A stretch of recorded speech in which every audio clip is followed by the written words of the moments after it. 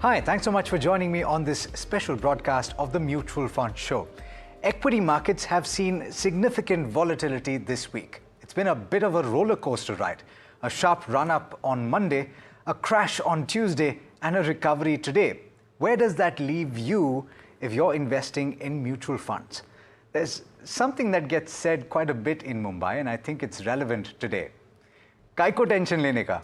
If you had not looked at your portfolio this week, you likely would have slept better, and chances are that you'd be more or less where you were last week. But it's still important to know what the trends are and how you should react. And to that end, I spoke to Swaroop Mohanty of Mirai Asset and Trideep Bhattacharya of Edelweiss AMC and began by asking whether their fund houses saw increased redemption pressure this week. No, actually, it was as per predicted. I mean, we've been seeing this reaction for a long time, and the faith of the Indian investors on long-term equity investments were reaffirmed yesterday. Day before, of course, there were a lot of questions, rightfully so. But yesterday, we saw inflows across funds. I mean, both active, passive factors to our market cap ETFs to our active funds. We saw inflows across. It's a good thing to see, that investors are changing their stand in the market and looking at opportunities to deploy, which was such a refreshing day yesterday. We went back happy, actually. Okay. Trideep, did you see, what was your experience? Because it's counterintuitive, one would say, in a market that saw the benchmarks fall 6%, the broader markets lose ground as well. Swaroop saying his fund house saw inflows. So actually, I would agree with that. I mean, we also saw inflows across strategies and across so-called segments of equities. And I would sort of put the context as that heading into elections, there was a bit of a volatility in terms of the vote count. Of course, the exit polls caused one-way outcome. But if you go to basically days before that or a month before that, we saw a bit of volatility in and around the market. So I think markets went into it a little light. FIIs were obviously massively short, but on the other side, the positions were reasonably balanced. We saw volatility coming about, but I think there were the shaky hands had a bit of a time to sort of do so before. So hence, yesterday, when the markets crashed quite a bit, we actually did see inflows. The final thing that I would say on this is net. Yesterday's closing Nifty levels is same as what we saw in early May. So barring the exit poll drama and the subsequent reality, we are not far off in terms of market levels. Equilibrium is sought and found often in these cases, but it's heartening to see two large fund houses tell me that they saw inflows on a day where you saw such frenetic selling, and that to me indicates that the mutual fund investor by and large is learning to be more pragmatic and focused on the long term. From the fund manager's standpoint, and from wearing the hat of a fund manager, Trideep, I'll come to you on this one. How do you navigate this and how are you approaching this? Because yesterday would have presented several opportunities with stocks falling, 20-25% in certain cases. Is that a buying opportunity, or do you wait for the dust to settle just a bit? So I think the practical answer is a mix of both. What we do is we never buy full in one go, and at the same time we don't want to leave too much for the later. But I think I see objectively this event as an excuse for correction in valuations of those companies where the valuation multiples had really kind of shot up, given they were in trend, so to speak. And if you take that valuation correction away, I would say net between a month ago and now, most likely 99%, we have a same government. We will probably see the key ministries remaining the same, and hence maybe we have a coalition government, and hence maybe to a certain extent there might have to be a little tweaking in the policies. But little tweaking in the policies is very different from policy reversal, which the market seemed to be worried about yesterday. So from a medium-term standpoint, the earnings potential don't really change. It is just that what valuations in some of the in-trend areas, they have taken a haircut of about 20-25%, which in the grand scheme of things is quite healthy, is the way I would think about it. Okay, so that's the fund manager perspective. Swaroop, you've got your ear to the ground and you speak to a lot of large investors as well. The smart money, one would assume, does what Trideep is doing with his funds, which is to deploy selectively and to deploy strategically and take these opportunities to average your cost. Is that the right approach? Yeah, absolutely. I mean, there's no doubt or debate on that one, because at the end of the day, it's this average price that will define, and how much you accumulate at that average price will define the wealth you accumulate. And that's what we tell all investors also. If you are ready to buy day before on some government formation news, you should be buying more today at these levels. Now, there are two types of people in the market. The seller wants the market to go up. The buyer wants the market to go down. You have to decide who you are. If you are a buyer, then if the market goes down, you should be happy. And then many people sort of keep it simple on that philosophy and continue buying this long-term story called India. Okay. Last couple of questions, gentlemen. Trideep, some of the froth that people were talking about and have been speaking about all of this year seems to have been skimmed off. Would you say that that would be a fair assessment?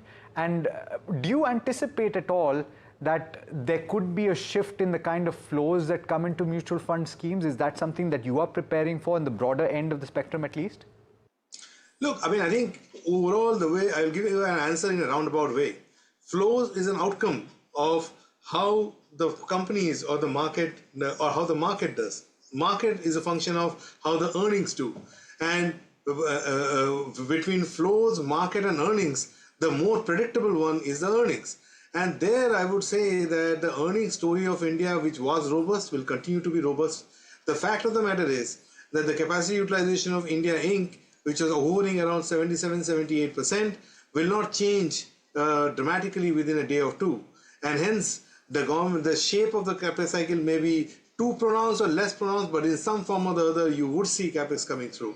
The power deficit scenario that we see is very much a function of where supply-demand scenario is in that segment.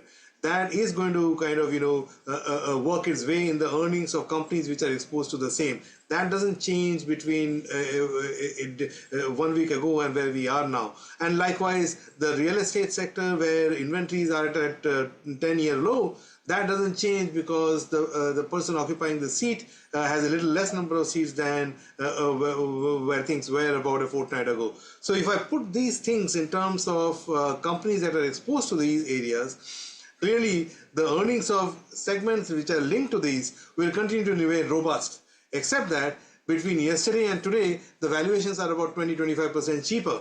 So when I spoke to people earlier, I said that it makes sense to be selective then. And now, given that the valuations are cheaper, it makes us more look at those companies where we think earnings momentum is strong. The valuations made us stop. Now is a good time to sort of get in. So that is the target hunting area overall. That's one. In terms of the in-trend areas, like the areas that I talked about. Couple of new areas where we have added over the last 2 or 3 months have been basically in the anticipation of rural recovery and also a bit of monsoon being on time on the FMCG side. And we talked about it earlier on the IT. We've also launched the technology fund. That IT, the earnings are bouncing around the bottom. So those are the two areas that we have added to in the last 2 or 3 months, which is coming handy in these times. But net-net, a bit of portfolio repositioning we have done over the last 2 or 3 months. And now, given this correction in some of the in-trend areas, our hunting ground is those places where earnings momentum is strong, but valuations are now 20-25% cheaper. Very quick follow-up question for you, Trideep. Are you keeping the powder dry? What is your cash management strategy right now? Yeah, so I think we think that this volatility, on policy-related volatility, will be probably at its extreme now and will gradually resolve itself in a month's time once we get the the ministries announced and we have the budget. We are keeping our dry powder or powder dry to be just to sort of ease our positions through so that we don't overdo it in one go. Okay, fair point. Swaroop, last word. We've seen, barring yesterday's kind of crack, we've seen significant solidity and buying, as you both pointed out, You've had inflows on a day when the market cracked. So would you anticipate that this will continue to be the case and people betting on a significant fall for the equity markets in India might be betting on the wrong horse? Yeah, I've said this in 2016 and I stand by that now, today also. Redeem India at your own risk, right? There'll be two types of people who strongly believe and have the conviction of India being a long-term story, which it is, and there's nothing taking away from anything from that story. Second, there'll be people who will, bet on event risk. Both have their own ways, and I'm nobody to comment on that. But if one wants to really benefit from the long-term India story, then one has to stay put in the story itself, right? Now, what has happened, and I can share that sitting with data also, is that we are a bunch of long-term investors because we've invested in the market for 15, 20 years. Unfortunately, making short-term investment decisions. That's why we don't catch the entire upside of the country. The sooner we reverse that, the better. It's at the own investors or advisors, call on how to take it. But it's impossible to build long-term. Trideep is along with me on this. He's the fund manager. I'm not. But he will bear with me when I say this. There's nobody who can predict. What you can predict is, yes, this country will go from 3.5, 4 trillion to 8 trillion. And you have to ride the journey till 8 trillion to get the benefit of that entire 8 trillion into your portfolio. Now, if you're going to time the market, call is yours. But leaving the market is easy. Entering the market may be very difficult. That's a fair point. And one swallow does not a summer make. Gentlemen, thank you so much for taking the time and for speaking to us on NDTV Profit on what is actually an important day for the mutual fund investor.